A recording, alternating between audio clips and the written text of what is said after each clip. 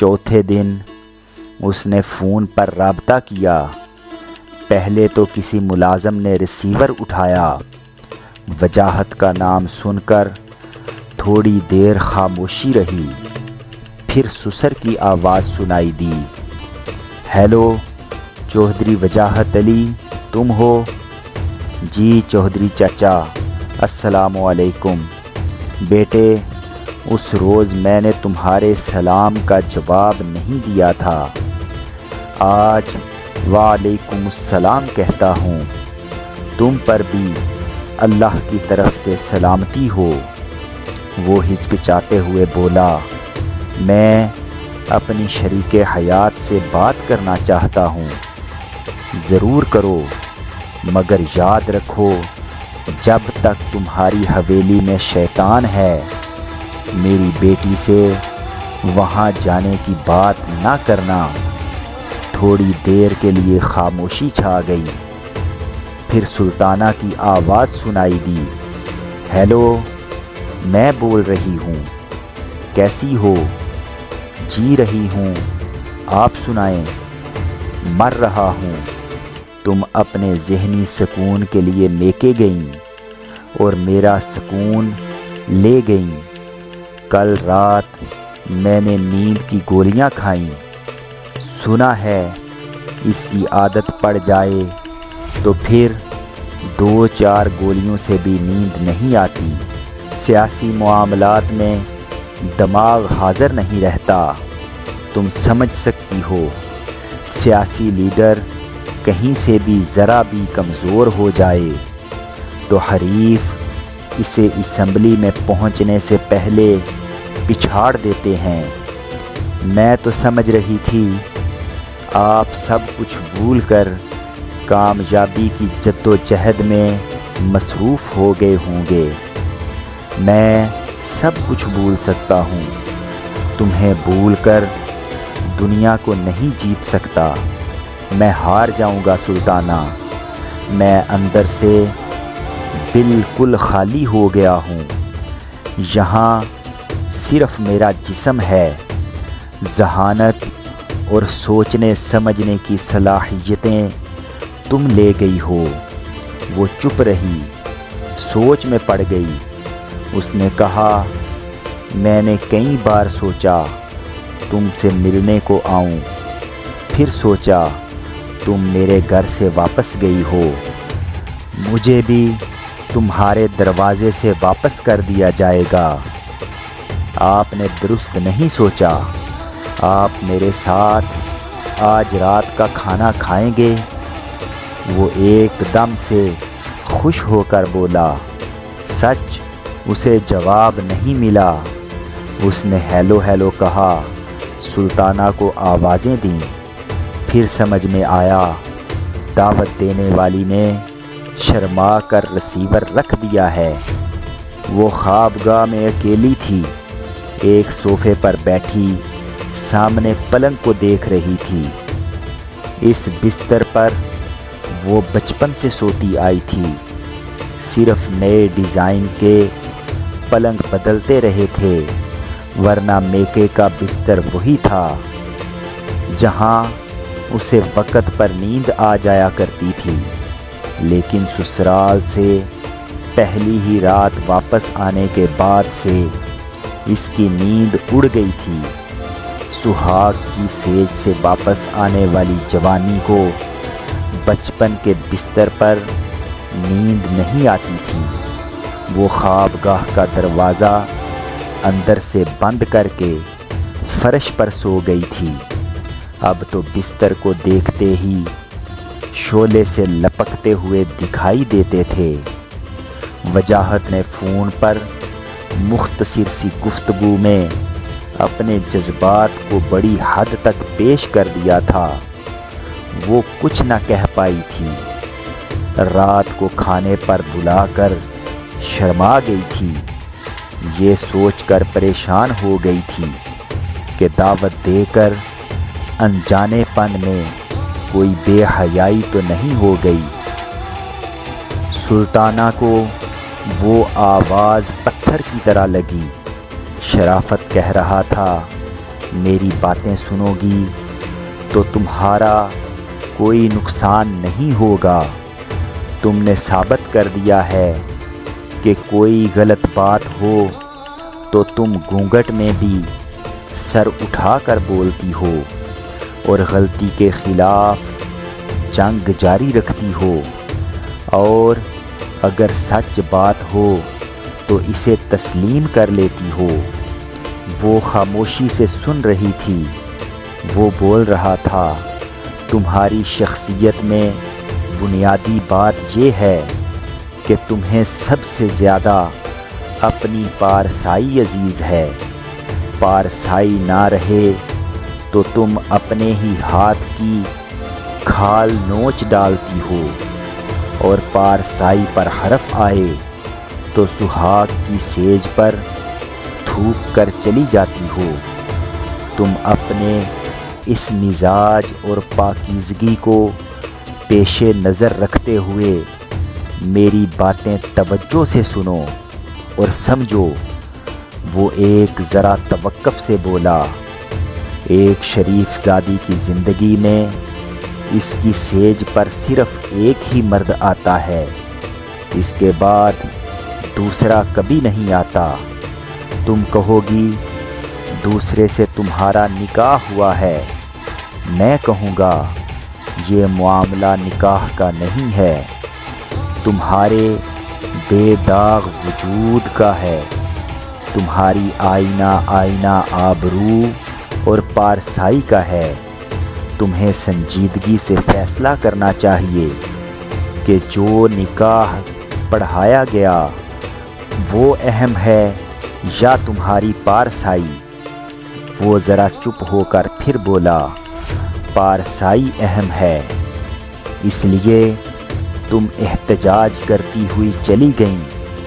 نکاح اہم ہوتا تو تم شوہر کہلانے والے شخص کو قبول کر کے سہاگ کی سیج پر رہ جاتی۔ وہ بڑی دیر بعد بولی، تم مجھے الجھا رہے ہو، مجھے کوئی فلمی بدماش نہ سمجھو، میں تمہاری پارسائی کی روشنی میں یہ باتیں کر رہا ہوں۔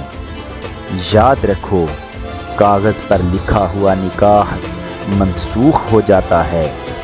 تم نکاح نامہ پھاڑ سکتی ہو، لیکن پارسائی کے دامن کو تار تار نہیں کر سکتی۔ نکاح دوبارہ ہو سکتا ہے، پارسائی دوبارہ نہیں مل سکتی۔ وہ جو کچھ کہہ رہا تھا، سلطانہ اسے بکواس اور بے بنیاد باتیں نہیں کہہ سکتی تھی، اسے کوئی معقول جواب بھی نہیں دے سکتی تھی۔ وہ بولا، تم میرے نام سے بدنام ہو کر گئی ہو، آئندہ میرے ہی نام سے نیک نام رہ سکتی ہو۔ وجاہت کا نام اپناؤ گی تو دنیا والے باتیں بنائیں گے کہ پہلی بار چودھری شرافت علی نے داغ لگا کر میکے بیچ دیا، دوسری بار چودھری وجاہت داغ چھپانے کے لیے پھر لے آیا۔ تم نے پہلی رات میکے واپس جا کر بہت بڑی غلطی کی ہے، اس غلطی کو میں ہی چھپا سکتا ہوں۔ سوچو، خوب سوچو، میں پھر فون کروں گا۔ رابطہ ٹوٹ گیا، وہ بھی اندر سے کچھ ٹوٹ گئی۔ کوئی بات اس کی انا کو، اس کے عورت پن کو لگی تھی۔ وہ مذہبی اور قانونی طور پر وجاہت سے منسوب ہونے کے بعد اس کی محبت اور حمایت میں سوچتی اور فیصلہ کرتی آ رہی تھی۔ ابھی شرافت نے اس کے فیصلے کو ذرا کمزور کر دیا تھا۔ وہ خود غرض اور چال باز ہی سہی، لیکن دل کو لگنے والی اور دماغی طور پر قائل کرنے والی باتیں کہہ گیا تھا۔ وہ ان باتوں میں ڈوب گئی، ہر پہلو پر غور کرنے لگی۔ ایک بات درست تھی، غصہ برداشت کر کے پہلی رات اپنے شوہر کے ساتھ گزار لیتی تو اس کی پارسائی مشکوک نہ ہوتی۔ شرافت کے خلاف ہنگامہ برپا کر کے اور پہلی رات شوہر کو چھوڑ کے وہ ثابت کر چکی تھی کہ شرافت کے ساتھ کچھ ہو گیا ہے، بلکہ بہت کچھ ہو گیا ہے۔ وہ خود اپنی بدنامی کے لیے راستہ ہموار کر کے آئی تھی۔ عورتوں کے ساتھ یہ المیہ ہوتا ہے کہ عزت و آبرو پر حرف آئے تو اسے چھپانا پڑتا ہے، اپنے ہونٹ سی لینے پڑتے ہیں۔ انا اور خودداری سے بغاوت کرنے والی لڑکیاں اپنے ہی باغیانہ رویے سے داغدار ثابت ہوتی ہیں۔ وہ تمام عمر داغ لگانے والے کے نام سے پہچانی جاتی ہیں۔ کوئی لڑکی جان بوجھ کر بدنامی مول نہیں لیتی۔ سلطانہ نے بھی جان بوجھ کر ایسا نہیں کیا تھا۔ وہ بڑے باپ کی بیٹی تھی، بچپن سے حسین کہلاتی تھی، کسی کی محتاج نہ تھی، کسی سے مرعوب نہ تھی۔ اپنے مزاج کے خلاف کوئی بات برداشت نہیں کر سکتی تھی۔ اس نے اپنا ناخن تک کسی کو چھونے نہیں دیا تھا۔ ایسے میں جب ایک نامحرم اس کے ناخن سے بھی آگے بڑھ گیا تو وہ اپنی توہین برداشت نہ کر سکی۔ بڑے باپ کی بیٹی بارود کی طرح پھٹ پڑی تھی۔ غصے میں یہ عقل نہ آئی کہ وہ خود اپنی بدنامی کا سامان کر رہی ہے۔ سوچتے سوچتے وقت گزرنے کا کچھ پتہ نہ چلا۔ ملازمہ نے آ کر بتایا کہ چوہدری وجاہت علی تشریف لائے ہیں۔ بیٹھک میں چودھری صاحب کے ساتھ شربت پی رہے ہیں، ابھی یہاں تشریف لانے والے ہیں۔ آنے والے کا انتظار تھا، لیکن اب اس کی آمد سے وہ پریشان ہو رہی تھی۔ جلدی جلدی سوچنے لگی کہ وجاہت سے اس مسئلے پر کس طرح گفتگو کی جائے۔ وہ ہجر کا مارا بڑی حسرتوں کے ہجوم میں پھر ایک بار دلہن کے پاس آ رہا تھا، اور دلہن اسے پھر سنجیدہ مسئلے میں الجھانے والی تھی۔ اس نے اٹھ کر آئینہ دیکھا۔ الجھے ہوئے بال اور متفکر چہرہ آنے والے کو یہی سمجھاتا کہ وہ بھی ہجر کی ماری ہے۔ اگرچہ یہ درست تھا، لیکن اب وہ اپنی پیار بری کمزوری ظاہر نہیں کرنا چاہتی تھی۔ وہ کمرے سے نکلی اور ملازمہ کو بلا کر کہا، صاحب آئیں تو انہیں کمرے میں بٹھانا، میں ابھی آتی ہوں۔ وہ وہاں سے چلتی ہوئی اور سوچتی ہوئی دوسرے کمرے میں آئی۔ ایک سنگار میز کے آئینے میں دوبارہ اپنا جائزہ لیا، پھر واش روم میں گئی۔ واش بیسن کا نلکا کھول کر جھک گئی۔ دونوں ہتھیلیوں میں پانی بھر بھر کر چہرے پر یوں چھینٹے مارنے لگی جیسے چہرے سے مسائل کو دھو رہی ہو۔ اچھی طرح صابن سے ہاتھ منہ دھونے کے بعد وہ تولیے سے منہ پونچھتی ہوئی کمرے میں آئی۔ سنگار میز کی لائٹس آن کر کے دیکھا تو تیز روشنی میں پتہ چلا